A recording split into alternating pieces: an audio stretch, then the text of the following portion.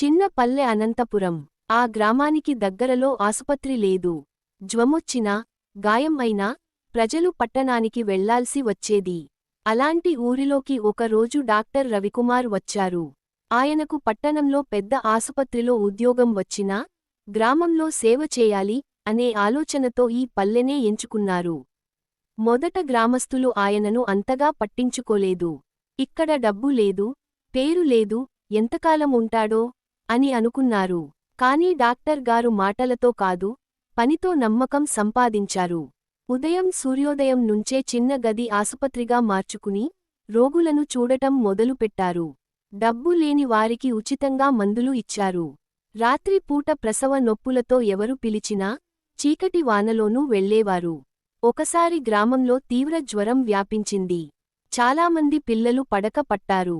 Doctor గారు ఆగకుండా ఇంటింటికి తిరిగి మందులు ఇచ్చారు. శుభ్రత గురించి చెప్పారు. కొద్ది రోజుల్లోనే జ్వరం తగ్గింది. అప్పటినుంచి గ్రామస్తుల చూపు మారింది. డాక్టర్ గారు మనవాళ్లే అని భావించసాగారు. ఒక వృద్ధుడు గుండె నొప్పితో కుప్పకూలినప్పుడు, డాక్టర్ గారు వెంటనే ప్రాథమిక చికిత్స చేసి, తన బైక్ మీదే పట్టణానికి తీసుకెళ్లి ప్రాణాలు కాపాడారు.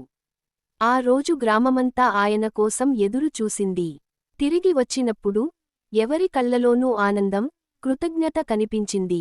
కాలక్రమంలో ఆ చిన్న గది పెద్ద ఆసుపత్రిగా మారింది. యువకులు చదువుకు ప్రేరణ పొందారు. డాక్టర్ లాగా సేవ చేయాలి అని కలలు కనసాగారు. డాక్టర్ రవికుమార్కు పెద్ద భవనాలు, పేరు అవసరం లేదు. గ్రామస్తుల చిరునవ్వులే ఆయనకు గొప్ప బహుమతి.